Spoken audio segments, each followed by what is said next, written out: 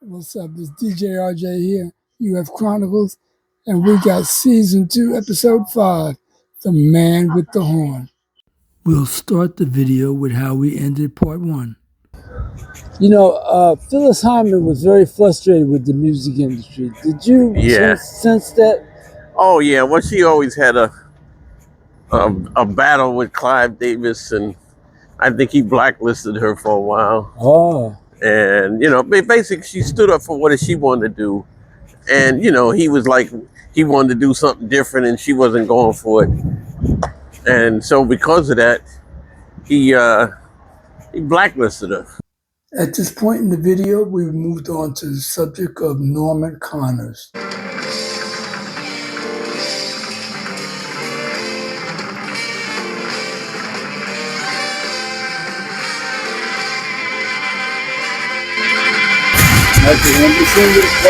Yeah, he was, you know, he would do certain jobs with us. Certain ones Michael was there, certain ones Phyllis was there. Yeah. And then sometimes he would change to other people, you know. But, yeah. So how would you make that experience? Oh, it was good. I mean, you know, we traveled everywhere. And it was a learning experience as well. But it was good, you know, in the sense of like you see the full picture of everything. Yeah. And you know how everything works between the record company and the touring and the, you know, the road stuff and that was pretty early in your career. Yeah. And so that was good. Pharaoh Sanders used to do some of the gigs, you know. And so it was just a lot of good people that he had on that I met over the years that worked with him. That are now, you know, piano player Bobby Lyle. And they were, you know, all of them were in certain gigs they were there. You know. He's in Texas, actually, Houston. Yeah, but he used to be in LA forever. And now he's in Houston. Yeah, well, he would come up to Atlanta and play a lot, you know, with Sonny Emery. Yeah, right. Yeah, once in a while. I used to play with Norman. We used to play, you know, in the underground. Back in the day, I was going way back. That was before the Beirut, Lebanon, and all that blew up. That's when Gloria Gaynor and them used to go over to Lebanon and the late 70s. Early 70s. Yeah. And then we used to play. Was there in the Fox Theater in Atlanta.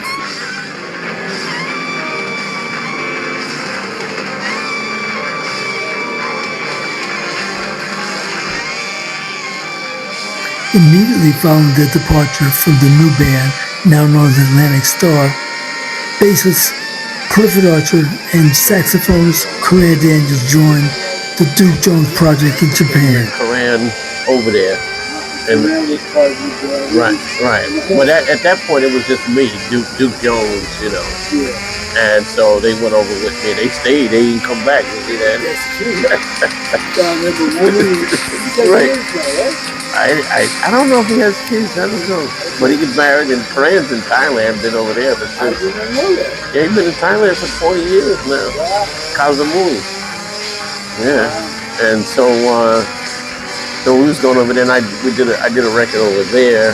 Then I brought the record back here, and I redid it again, and signed with a company here, CTI Records, which is Pete Taylor. CTI, wow. Yeah. Right along with that at the time. Yeah. And I did one record with them. That's that record company. And then since then, I've been doing like my own records, my own record. And, you know, distributed by Waters or distributed by Sony, you know, which it's been good, but you have to have marketing money to really make a difference. You know? But still, you know, like I maintain the ownership of the masters and all that without all this never seeing the record again, you know, type stuff. Yeah. So that's been good. Yeah.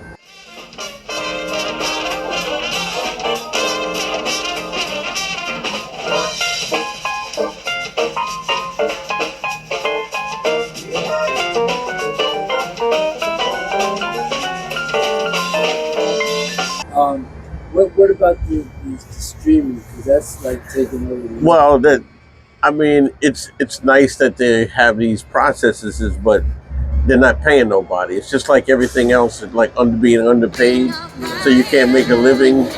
You know, I had one artist on my label. She was from Dubai, and she had 200,000 streams, and her check was only $300. This is from Spotify?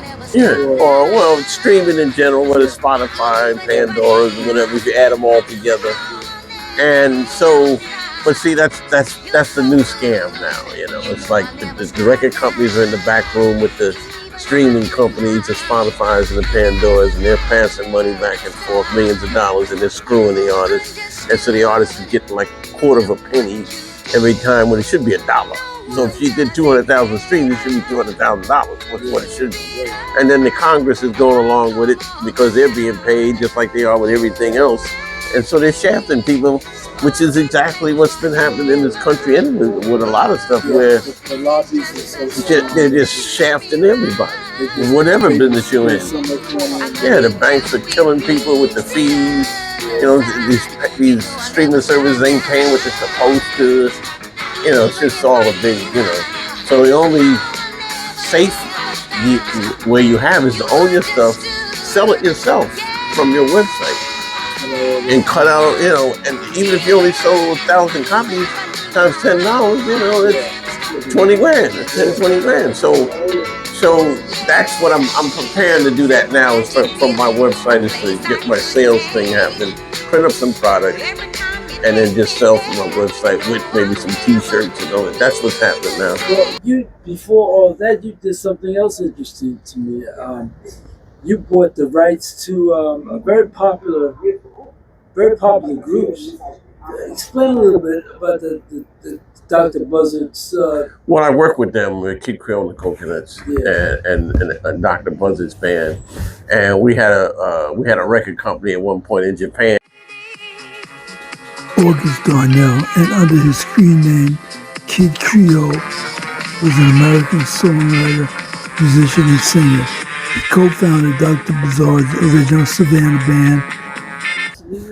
Yeah, he produced it, and you know, so, and he did a lot of like 1940s influences with the music and the big band stuff of the music. And he had his band; he would hire all the different people.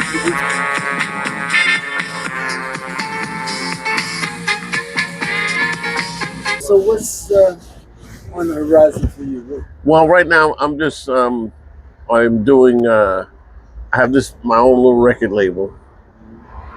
My website www.basslinelive BASSLINELIVE basslinelive.com, and I'm selling my records on there. I've also released other people on there, some African artists, this artist, and so I'm really kind of focused on getting that going. And the record I'm working on now is it's going to be a health and wellness kind of record. Where I went when I was in Florida, I took like my phone. I just took beach stuff of early in the morning, in the evening, and just the waves So coming kind of in, chill, right? And I just put music to it, Yeah, and I can see that with your style of play. yeah. So that's what I'm trying to put that together now for hopefully by the summer. But just got to get the funds to get it all going, you know. Yeah.